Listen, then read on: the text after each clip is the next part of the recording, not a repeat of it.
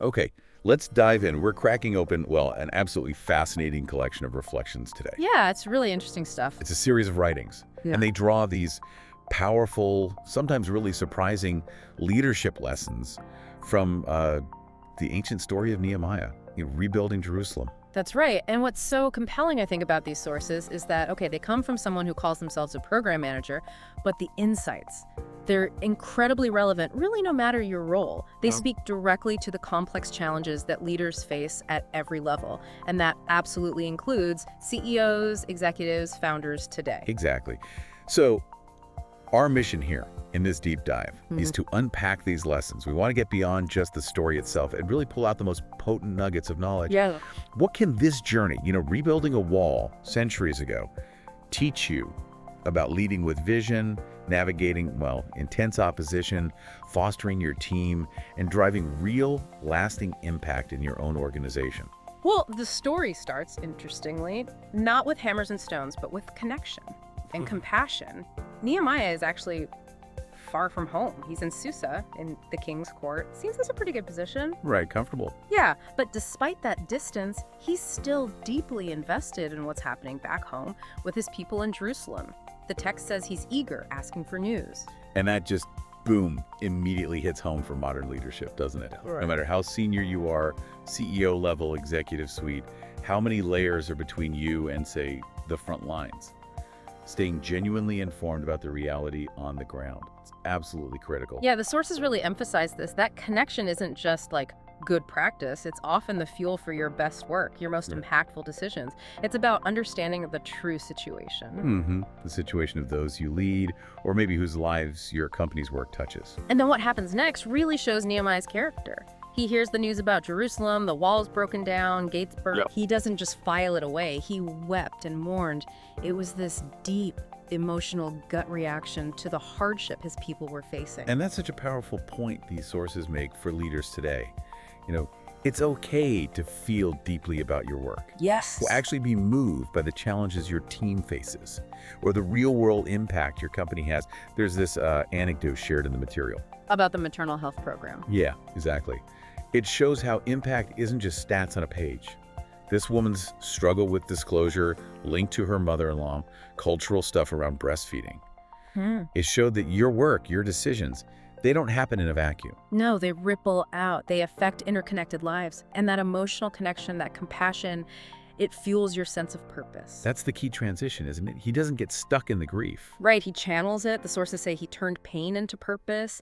He moves into prayer, planning, seeking guidance, getting ready to act. So for you, the leader listening, that first takeaway is pretty profound. Stay informed, even from afar. Let compassion drive you. Get clear on your purpose, and then let that purpose guide courageous action. Okay, now let's talk about his job title. Cupbearer to the king. Right. Sounds maybe not like a CEO role. Maybe not directly. But these sources highlight that this was actually a position of immense trust. Huge strategic influence even. He was a gatekeeper to the king's life. You think about other stories like Pharaoh's cupbearers in Genesis. Yeah.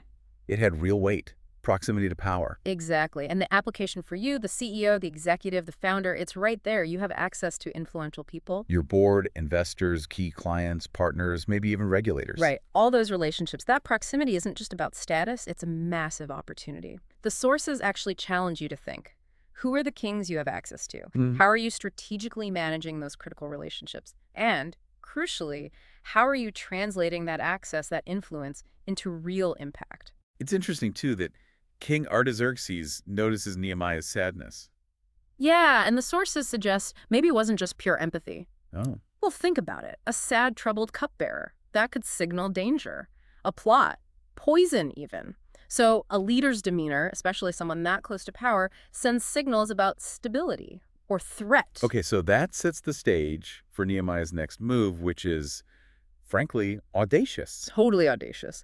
He asks the king for permission to go rebuild Jerusalem, a city whose reconstruction had actually been outlawed by the king's predecessors. Wow. The risk there is enormous. The sources remind us asking for something that bold, that potentially threatening. It could have ended very badly for him. So what fueled that boldness? Purpose. A clear, compelling purpose. He was driven by this conviction. His people deserved more than just surviving. They deserved restoration. Rebuild the walls, restore dignity, reclaim their legacy. That was it. Exactly. That purpose transformed him from trusted servant with access to a leader with this extraordinary mission. But audacity alone wasn't the whole picture. Before he even asked, he'd thought it through. He planned. Right. He didn't just ask, "Can I go?" He asked for letters for safe passage and for specific timber from the king's own forest. He anticipated the practical needs. That's a huge lesson. As the sources say, vision without strategy is merely a dream. Absolutely. For any big goal, especially at the executive level, you need that meticulous prep. You got to think through the obstacles, plan the steps. Though he also gave credit elsewhere, didn't he? Something about the gracious hand of my God upon me. Yes, acknowledging that preparedness meets opportunity. And sometimes you need factors beyond your control to align too. External favor, maybe. So the sources define this kind of audacity as, let me see, the courage to act boldly, driven by a purpose so compelling that it transcends fear, that transforms even a humble position into a platform for strategic influence. Yeah, it's powerful stuff. So the question for you listening is, what might you rebuild or disrupt or transform in your company, your industry, maybe even your community? If you combined your vision, that careful strategic prep, and that kind of purpose-driven audacity. Okay, so you've got the vision, you've got the plan, you've summoned the audacity. What comes next? Almost inevitably. Opposition, right. And these sources float a really interesting kind of counterintuitive idea about it. Which Is that opposition isn't just something to overcome, it's often a necessary ingredient for real success. necessary. How so? Well, the analogy used is an Olympic race. If there are no competitors, there's no real challenge, right? No true measure of how good you are. The argument is that opposition actually reveals the true strength of your resolve. It gives your goals meaning. And we see it hit Nehemiah early on, even before he picks up a single tool. These guys, Sanballat and Tobiah. Yeah, Nehemiah 2.0. They were grieved exceedingly just hearing someone showed up to help the Israelites. It wasn't personal, not about Nehemiah himself yet.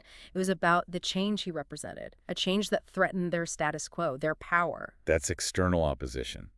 But the sources also bring up another kind, maybe even tougher. Yeah, the internal opposition, your own old self, as they put it, the comfort zones, the inertia, the routines you cling to. There's a personal reflection in the material about someone mapping out detailed plans, like perfectly, but then failing on the follow-through because, well, life happens. Oh, yeah. I think every leader can relate to that feeling. Trying to drive change, maybe even just in yourself and hitting that wall. Exactly. And the insight is that failing to keep your word to yourself, that internal inconsistency, it chips away at your confidence, your own doubts, fears, lack of discipline. That can be your biggest adversary. Beating that is just as vital as dealing with, say, market competitors. So the point is, opposition, whether it's external, like competitors or regulations, or internal, like resistance in your team or your own procrastination, it actually gives the goal significance. Right. Without that struggle, the victory feels, well, a bit hollow, less earned. And Nehemiah, man, he provides almost a step-by-step playbook for dealing with it as it escalates. These sources pull out specific tactics he used. Yeah, a real blueprint leaders can use today. Let's walk through some of them. Okay. First, there's that initial grief of the enemy, people just upset because you're starting something good. Nehemiah's move. Ignored it, stayed focused. Pretty much. The sources suggest you don't need to get drawn into every argument. Don't try to win everyone over. Silence and just doing the work can be the best response. Pick your battles. Okay, but then it stepped up. They started with laughter and scorn, mocking him, undermining him, even accusing him of rebelling against the king. Even though he had the king's letters. Classic tactic. Create doubt. Undermine credibility. So what did he do then? His response was brilliant in its simplicity. No long defenses. He just said something like, God prospers us because we are going to arise and build. Focus on the doing. He stood on his authority, trusted the mission. So persistence kind of makes the mockery fade. Exactly. Scorn tries to shake your confidence. If you keep going, you show it doesn't work. In fact, their loud opposition just highlights how important your work must be. Then it got physical. Wrath and organized conspiracy. Good. They started recruiting allies, armies, planning actual attacks. Right. Words to action, Nehemiah's strategy here. Prayer and practical action. Faith alone wasn't enough. Tool in one hand, weapon in the other. That's the image. You have to balance building your organization, pushing forward with defending against the threats. Double down, strengthen defenses, your team, your systems, your boundaries. But crucially, Don't stop building. don't stop building. When opposition hits that level, it's often a sign you're getting close, and their main goal is just to make you quit. Then the threat started reaching his own people, causing fear among the builders themselves. Yeah, conflict and direct threats. Nehemiah's approach: stay calm, but get strategic. He put guards at the weakest points of the wall first. Fortify vulnerabilities. So hard. And he encouraged the people, reminded them why they were doing this. For a leader today, that means being adaptable, juggling roles building, defending, strategizing, keeping morale up. Keep moving, but be ready to shift resources to handle immediate crises. And notice, the opposition kept coming, even as they made huge progress. Okay, so direct attacks weren't working. What next? They switched to subtlety and a smear campaign, tried to lure him away for fake meetings, death by distraction, as the sources call it. Right, get him off the wall, away from the work. When that failed, they spread rumors. Nehemiah is planning to make himself king, aiming to undermine his credibility with his own people, stir up fear. How did he handle that? Hmm. It's tough when they attack your reputation. He acknowledged the fear it was causing, but he called out the lies directly, basically saying, "You're making this stuff up." Didn't give it too much oxygen, prayed for strength, kept building. The lesson: your focus, your perseverance, speak louder than smears in the long run. Wow, okay, but the worst was yet to come, wasn't it? The conspiracy to cause sin. Yeah, this was insidious. They hired a prophet, someone presumably trusted, to give a false prophecy. To trick Nehemiah into doing something wrong. Exactly. To get him to hide in the temple, which was forbidden for him as a non-priest. The goal: discredit him completely. Create grounds for reproach based on his own actions. That's devious. How did he see through it? Discernment. He trusted his gut. He perceived, the text says, that this prophet was hired. He refused to panic or make a fear-based decision. He knew compromising his integrity, even for perceived safety, would destroy everything. So trust your instincts, especially when advice feels off or pushes you towards compromising your values. Absolutely. Especially when you're under pressure. He prayed again, basically handed his enemies over to God's justice, and kept going. And the result of all this, Yeah. this barrage of opposition. The wall was finished in just 52 days. Astonishing. Incredible. So the big lesson there is, Opposition isn't a stop sign. It's a signal you're doing something significant. It's a call to dig deeper into your purpose, your resolve. Persistence, trust, strategy. They're key. The sources list Nehemiah's qualities here: discernment, strategic thinking, resilience, confidence, team management, courage, adaptability. As a leader facing your own hurdles, which of those really resonate right now? Which do you need to lean into? that's a lot about action and reaction. Yeah, But these sources also highlight something else, almost the opposite. The strategic pause. right. Counterintuitive, maybe, but sometimes the most powerful work happens quietly. Nehemiah gets to Jerusalem, and he waits.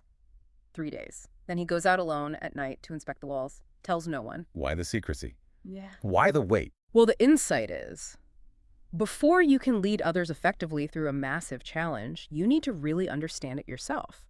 That night ride wasn't just looking around, it was gathering raw data, seeing the unvarnished truth, without noise or distraction, before he presented a plan or tried to rally people. That really pushes back on the pressure we often feel as executives, right? To always be acting, always be visible, make quick decisions. Exactly, but there's real wisdom in holding back sometimes, taking that time to prepare, to understand the full scope before you commit publicly or mobilize resources. The sources use that analogy from Luke. You don't start building a house without first sitting down and counting the cost. Nehemiah was counting the cost. Precisely. Mapping the mission, thinking through obstacles, forming a plan, all in that quiet space. The cost of not doing that, potentially looking foolish later if things go sideways because you rushed in. It's described as an organic principle for any major project. There's also a personal reflection in the sources about the strength you find in keeping things close while you're still figuring them out. Builds confidence for when you do go public. So for you, the leader, is there a big project, a major decision, that could benefit from a strategic pause right now? How can you carve out that space for quiet preparation and deep thinking amidst the daily demands? And thinking about recent initiatives, did you truly count the full cost beyond just the budget line? That quiet prep, it builds clarity and strength for the action ahead. Okay, so he's paused, he's assessed. Now he needs to get people on board. These sources talk about painting a compelling vision. They compare Nehemiah's speech to his people with Martin Luther King Jr.'s "I Have a Dream." Yeah, the idea is that both leaders painted a future so vividly people could see themselves in it. It wasn't just the leader's dream, it became their dream, something they wanted to build together. That's the power of vision, uniting people around a shared, compelling goal. And the sources offer a framework for this, right, drawn from these examples. Yes, a simple but really effective one. Start with reality, paint the vision, call to action, provide assurance, and instill urgency. Okay, reality first. You have to acknowledge the current pain points, the struggles, MLK. The Negro still is not free, Nehemiah. You see the distress that we are in. Jerusalem lies waste. And notice that word, we. Crucial point. He stood with them, not above them. It immediately makes it a collective mission, not just his agenda. But why state the obvious? They lived there, they saw the broken walls every day.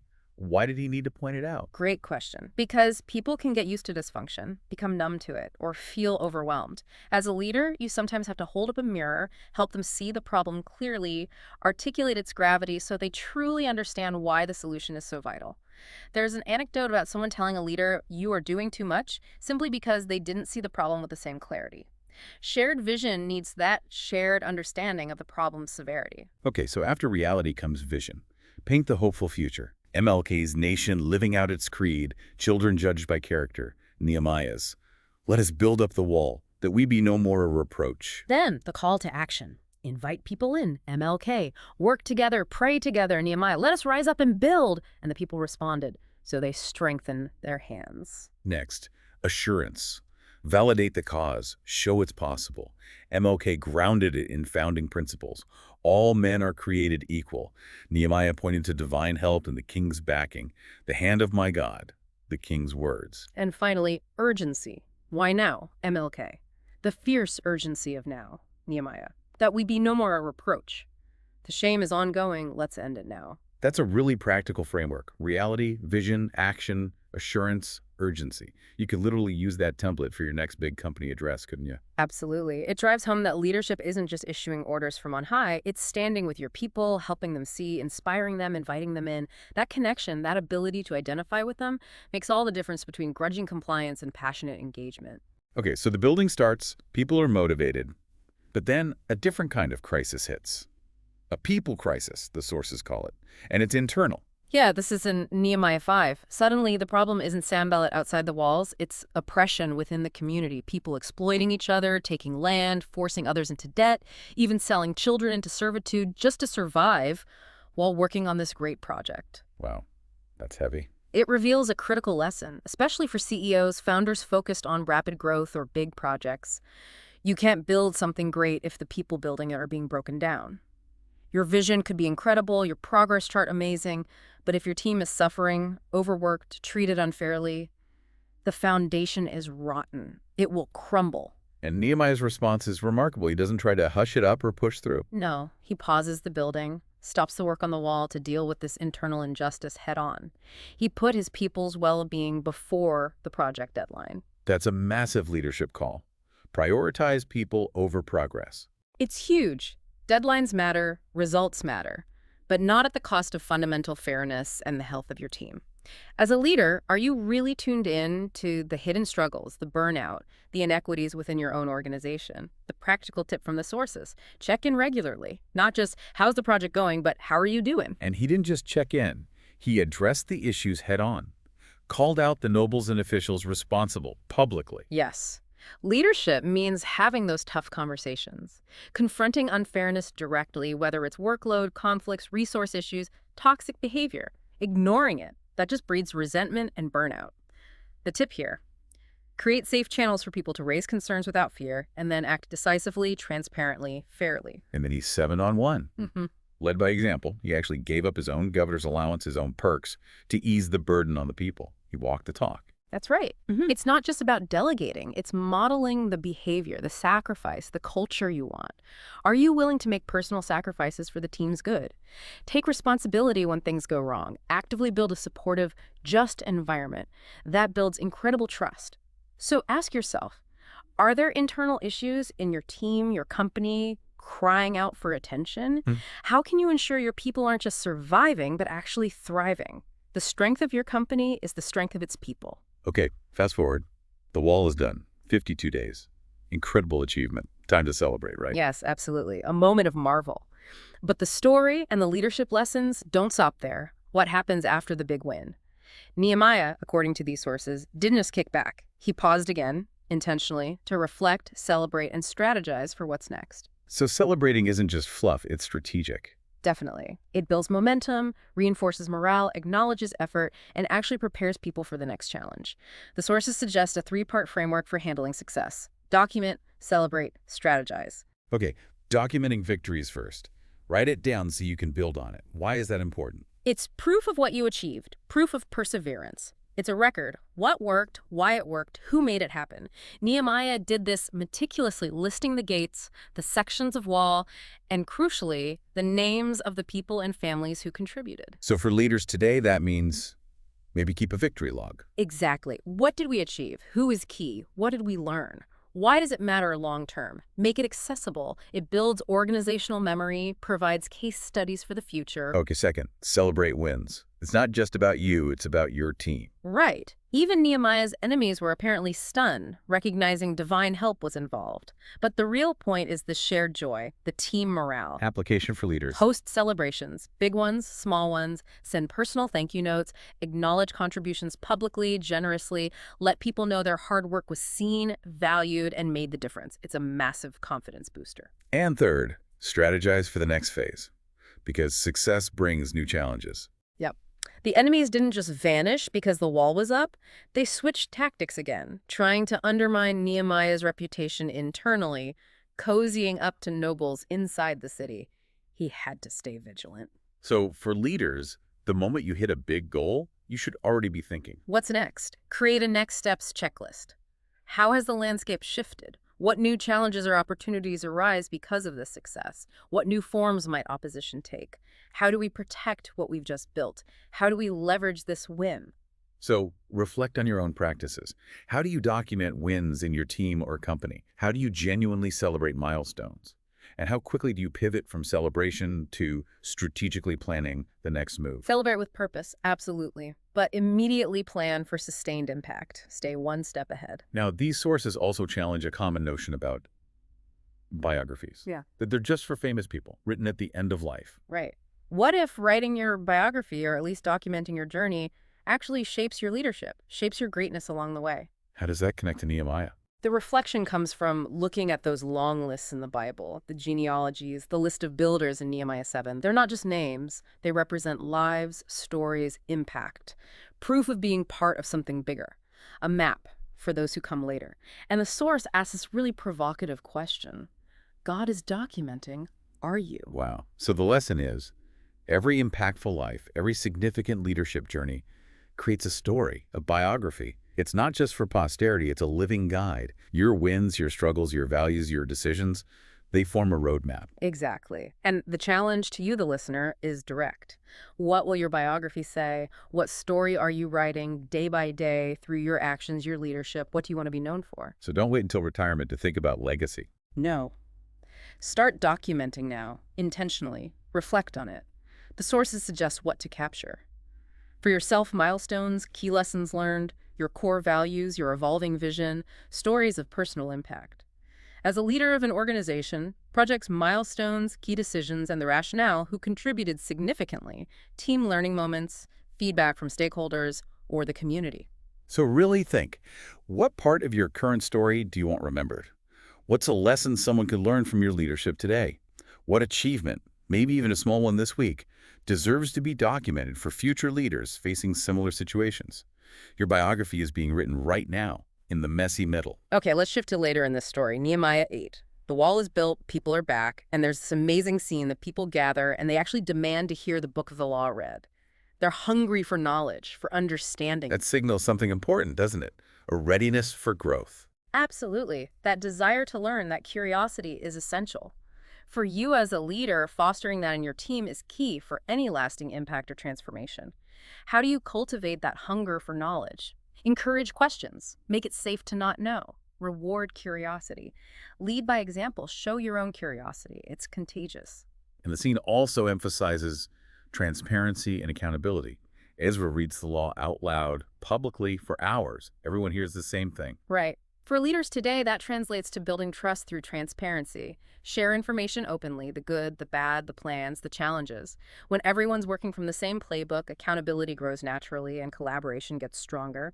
Vital and complex organizations. But it wasn't just about reading the words, was it? It was about understanding. Crucial distinction. Nehemiah 8.8 says the Levites helped, they made it clear, and gave the sense so the people could understand what was read. Comprehension was key. So for leaders, don't just throw data dumps or issue directives. Make sure your team gets the bigger picture, the why. Exactly. When people understand the purpose, the meaning behind the task or the strategy, they're far more engaged, more innovative, more effective in figuring out the how. So ask yourself, are you creating enough space for questions, for real dialogue? Are you genuinely transparent, even when it's uncomfortable? Are you taking the time to explain why something matters, not just what needs doing? Transformation needs that hunger for knowledge. It thrives on clarity. It's sustained by understanding. But it all needs to lead to action. Right. What knowledge will you seek next? How will you build deeper trust through transparency? How will you ensure your team truly understands the vision? Okay, one last major section from these sources. It tackles something critical but often overlooked. Protecting your achievements after the initial success, especially when the leader steps away. Yeah, this is tough. Nehemiah had to go back to the king for a period, and when he returned later, guess what? Things had slipped. Big time. Nehemiah 13. The opposition crept back in. Crept in. More like moved in. First reform. Tobiah, remember him? The adversary. He'd been given a room inside the temple complex. The enemy was literally living in the heart of what they'd rebuilt, undermining it from within. Oof. That's a stark image. The lesson. When you take your eye off the ball, when leadership presence dips, opposition will exploit the vacuum. Sustainability isn't just maintaining, it's actively guarding what you've built. The sources share an anecdote about revisiting a project years later, totally deteriorated, old opposition figures back in charge. Sobering. So Nehemiah's response. Swift. Decisive. He physically threw Tobiah's stuff out, cleansed the room, restored its purpose, the application for leaders. Periodically audit past successes, past initiatives. Has complacency set in? Has subtle opposition undermined the original intent or values? Act swiftly. Remove the obstacles. Okay, second reform. Neglect of the team. The Levites, the temple workers, basically the core staff, weren't getting their provisions. Why? Because Tobiah was squatting in the storeroom, so they'd abandon their posts to go farm for food. Wow. So neglecting your key people, your champions, leads to them abandoning the mission. Absolutely.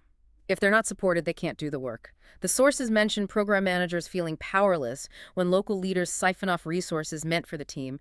Nehemiah. He rebuked the officials, kicked out the untrustworthy storeroom managers, and put reliable people in charge. So don't just shrug if there's a problem with resource allocation or support for key teams. No. Act like Nehemiah. Rebuke the problem. Remove the untrustworthy gatekeepers if you can. Find people you can trust to manage resources or be your liaison. Protect your core team. Third reform. Sabbath desecration. People were back to business as usual on the day meant for rest. Locals, foreigners, everyone making money. And Nehemiah was furious. What is this wicked thing? He reminded them this kind of behavior led to their past exile. How could they forget so quickly? His action. Shut the city gates on the Sabbath. Station guards. Threaten traders with arrest. The leadership lesson there. When your team or your community starts drifting from core principles or values, look at the enablers. Who or what is making the unwanted behavior possible or profitable? Address that first. Nehemiah didn't just yell at the individual farmers, he shut down the marketplace access. Deal with the systemic enablers. And the fourth reform sounds really intense. Language and intermarriage. But Kids forgetting Hebrew, speaking other languages, marrying into nations tied to the opposition. yeah, Sanballat's family pops up again here. This wasn't just about preference. Nehemiah saw it as losing their core identity, their culture, their faith, putting them on a path back to the assimilation that led to disaster before. Solomon's failures were invoked. And his reaction was extreme. Cursing, fighting, pulling hair. It sounds extreme to us, yes. But the sources frame it as, he saw the trajectory. This wasn't a minor slip. It was an existential threat to everything they'd rebuilt. The application. When core values, core identity, the fundamental why of your organization is at risk, you can't be passive. You may need to act boldly, even uncomfortably, to protect what matters most.